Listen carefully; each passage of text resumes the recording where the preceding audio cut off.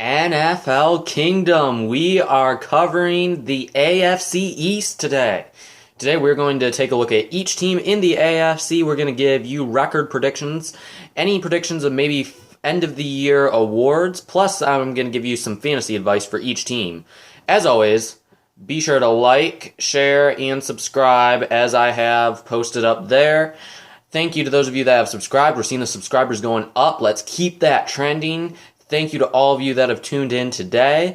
And as always, if you have any questions, fantasy football related, just normal football, any comment you want to add, put it in the comment section. I will respond to it in the next video. We're going to start off today by getting to a couple questions. We're starting off with a comment from Fantasy Spartan.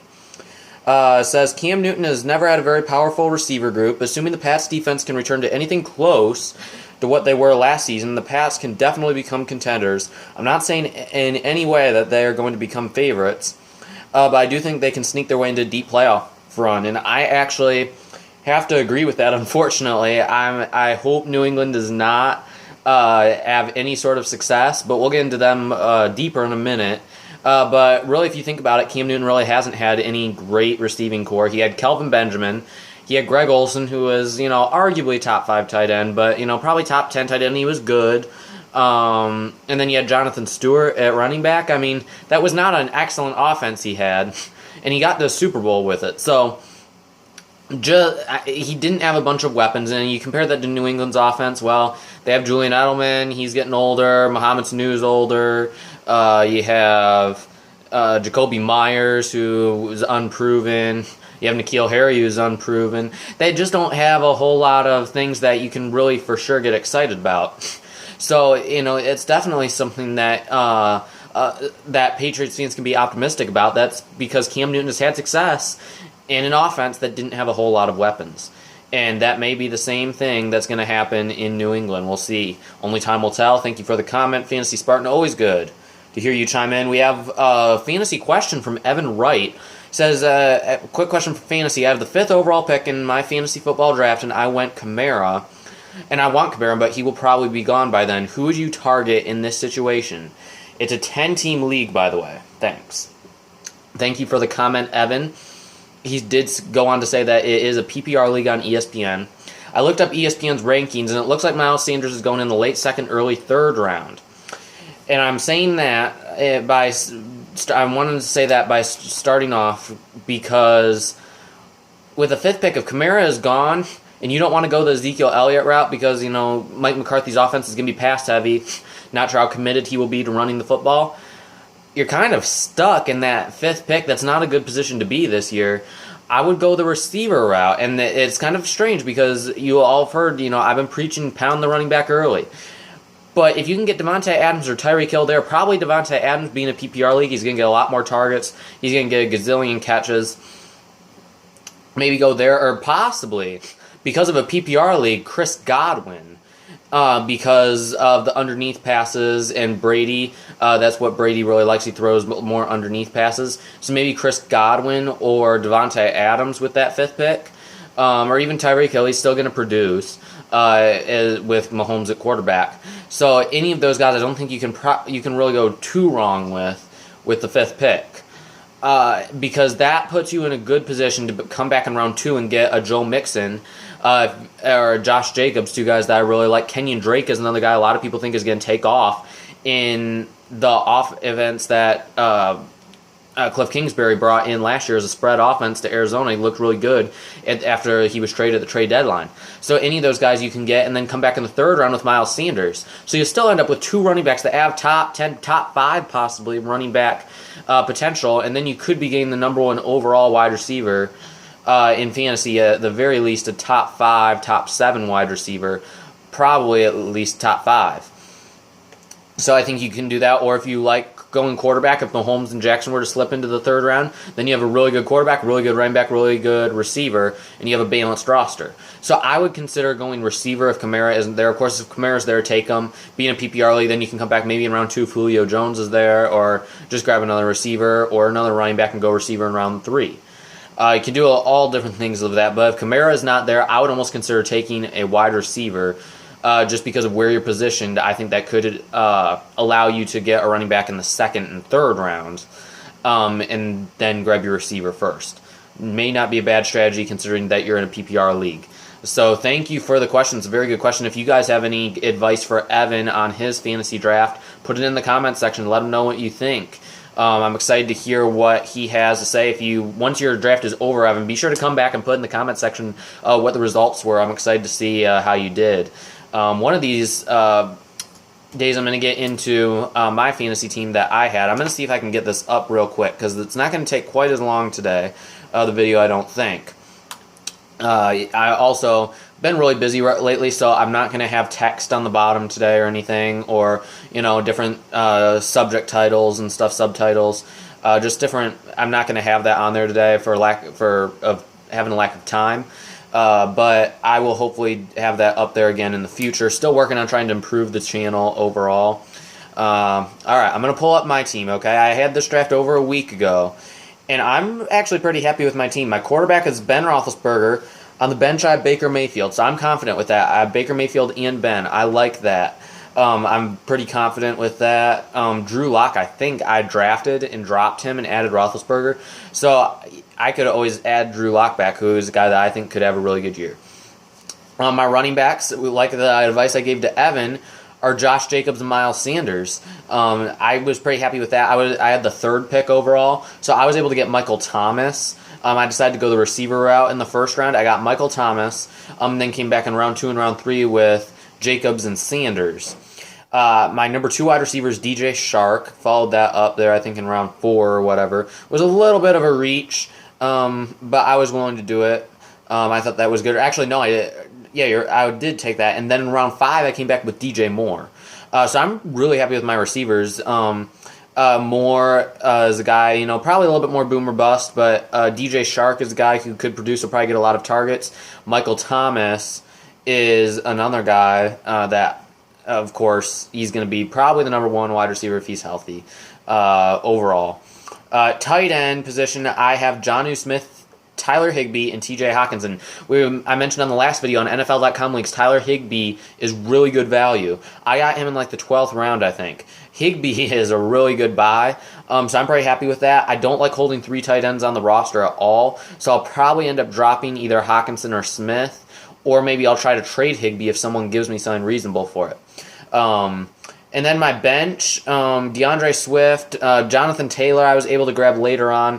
NFL.com's rankings are a little bit screwed up right now, so that will probably get fixed because I got Taylor really later on. That's not going to happen in real drafts. Add Terry McLaurin. So I'm really happy with my depth. I would like to add another running back or receiver and get rid of a tight end. Or maybe even add another quarterback, but I just don't have anything super proven at the tight end position, so I'm not sure what to do right now. I may wait until after week 1, see who's added and dropped between then. I also have the Steelers defense and Matt Gay as my kicker. So I'm really excited about that team. I think I nailed it. You guys can let me know if you do not agree with that. But overall, as long as Ben comes back healthy and Baker has a bounce-back year, I think my quarterback's position solidified, and I'm pretty happy with my running backs and receivers. The only concern I have is once the bye weeks start coming around, I don't have a whole lot of depth at those positions. So that's the only thing that scares me. Other than that, I'm really happy with my team. So I thought I'd share that with you guys. While I was thinking of it, I decided to bring that up. And to begin today, we're going to start off at the bottom of the AFC East. Khaliba King wanted to do the AFC East. He's a Patriots fan, so I let him know that we would do the AFC East today. For the Miami Dolphins, I have them going 6-10. Tua needs to redshirt this year. I think we can all agree on that. They're not going anywhere this year. Brian Flores did a really good job with that team last year, but they're still not a contending team yet. They're still a year away. They still need to improve the offensive line. They added Austin Jackson in the draft, but he's really, really raw. I like the guards they brought in with Solomon Kinley. I believe they added Robert Hunt to play kind of right tackle guard, who could possibly be the blind side for Tua. That was a nice pick. But all of these they're all rookies, so it's going to take time for them to gel. For fantasy advice, I'm going to say take Preston Williams as a late round sleeper. He's a guy that I was kind of on the train last year, hype train. He didn't test well coming out, I believe, of Colorado, but he does have really good talent and stuff. He is 6'4", 210 pounds, has good hands. He's faster than what he ran. He ran like a 4.57 or something at his pro day, which isn't a good time at all because pro day times are usually good for the players and stuff. Usually you're supposed to add, I think, like a tenth of a second to their times. So you're looking at 4.67 at the combine. Okay, that's not a good time at all. But he is faster than that, and he really played well at the beginning of the year before his injury. I believe he was like a top 35 fantasy wide receiver. And I think he's only going to improve. Ryan Fitzpatrick really showed a little bit of a rapport with him last year, and they don't have a number 2 wide receiver. So outside of Devontae Parker, he's the only other guy that they really have at the receiver position. Mike Gesicki's going to be going up the slot, and he's the other guy that I think you can take a late round flyer on. You can give him probably 13th or so round.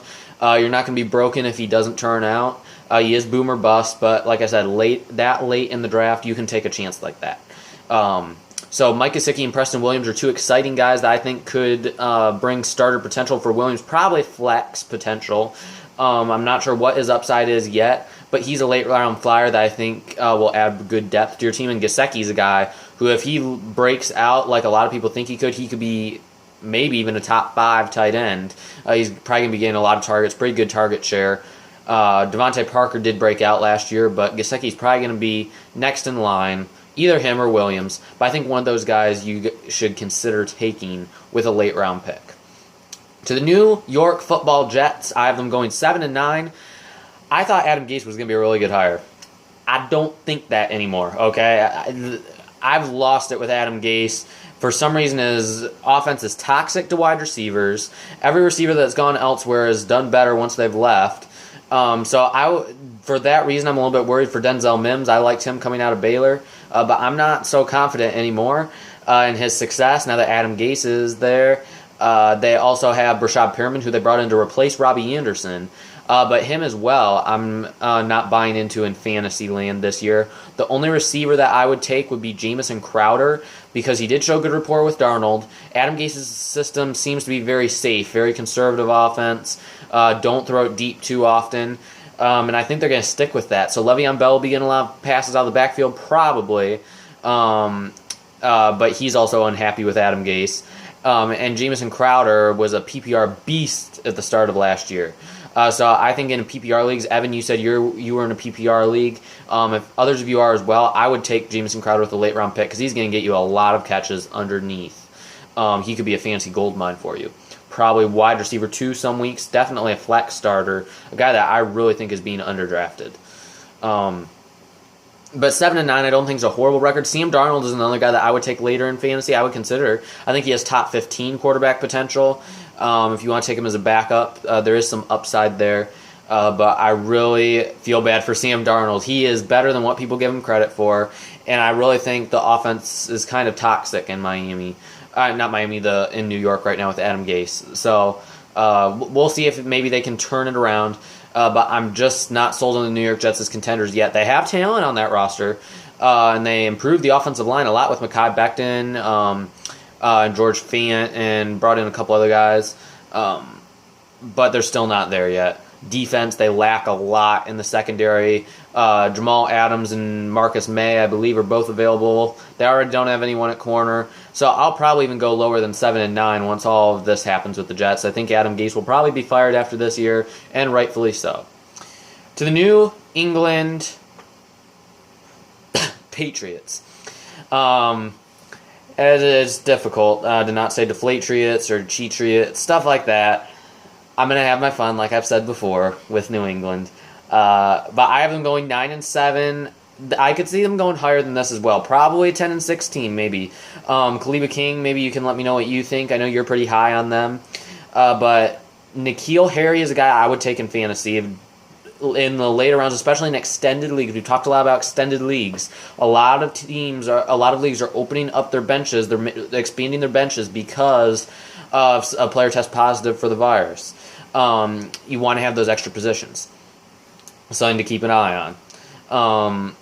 But he's really the only late round sleeper. I would avoid Julian Edelman in fantasy.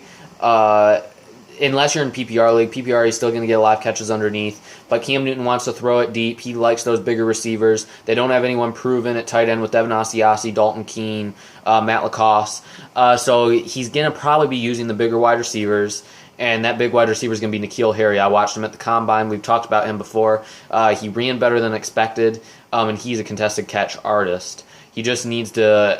We just saw so many rookie mistakes last year. Struggled to get open. Just timing was really off with Brady. Brady got a little bit frustrated with him. If he can really stay healthy, stay on the field, and stay focused, I think he has a bright future ahead. And we'll see what he can do with Cam Newton at the helm. I'm going to say 9-7 for now because I think this is still Buffalo's division until Cam Newton proves that he is back healthy and he can still run a team in a very shortened offseason, assuming we have a full season. But I have the Buffalo Bills going 10-6, winning this division by 1 game over New England. I think this is Buffalo's division to lose right now. They brought in Stephon Diggs. They have John Brown. You have Cole Beasley in the slot. Dawson Knox is a good tight end, guys. He's going to be a really good tight end for years to come. And Josh Allen, I'm a big Josh Allen fan. This is going to be an exciting division to follow for the next 5 to 10 years. You have Josh Allen, Sam Darnold, and Tua Tagovailoa. This is going to be a really good... And, maybe if Jarrett Stidham proves something. You have 4 really young quarterbacks that have high potential. This is going to be an interesting division to follow the next few years. And it's been... really junk for the past few years. It's been New England and a bunch of cupcakes. I mean, New England pretty much got 6 free wins every year because there was nobody good in that division. So now I think you're going to see more. It's going to be a lot more competitive over the next decade. And I'm really excited to see what happens with the Buffalo Bills. Josh Allen really won over that team with his toughness that he showed, especially in that Thanksgiving Day game last year against the Cowboys when he was going over the pile for that first down. Just showed incredible toughness. He runs with the ball. Accuracy isn't the greatest. We know he's not the most accurate quarterback, but if he can improve just a little bit in that department, I think he becomes an elite quarterback in this league. I truly believe that he is the next elite quarterback. Accuracy does need to improve, though. They have Devin Singletary and Zach Moss. Like I've mentioned before, Zach Moss is a guy I would not mind taking in later rounds. In PPR leagues, Devin Singletary is probably really good value if you can get him 4th or 5th round. That's not an awful pick just because he's going to get you so many catches out of the backfield. Dawson Knox, another late round tight end. This is a really good year for late round tight ends. So I think you guys need to consider, even unless you have a Kittle or Kelsey, there's nothing sure at tight end. So I think this is a year that if you have an expanded bench, you got to take 2 tight ends and take a chance on one of these flyers, a Dawson Knox or a Mike Gesicki or a Chris Herndon. All of these guys are guys that I really think could have breakout seasons, and it's worth a late round flyer. I mean, what do you have to lose? If you miss out on a 14th round pick, your season isn't over, okay? I really think it is worth the risk to take guys like that. The other guy in Buffalo that I wanted to mention was Tyler Bass, the kicker. I think he's going to beat out Steven Hauschka, and he was my number 1 kicker coming out of the draft in this year. I think he could be a top 10 fantasy kicker. So if you want to wait on kickers until the last round or you're in some super mega league, you got 25, 30. I have one league coming up where I have 35 roster positions available. It's a 35-man roster league.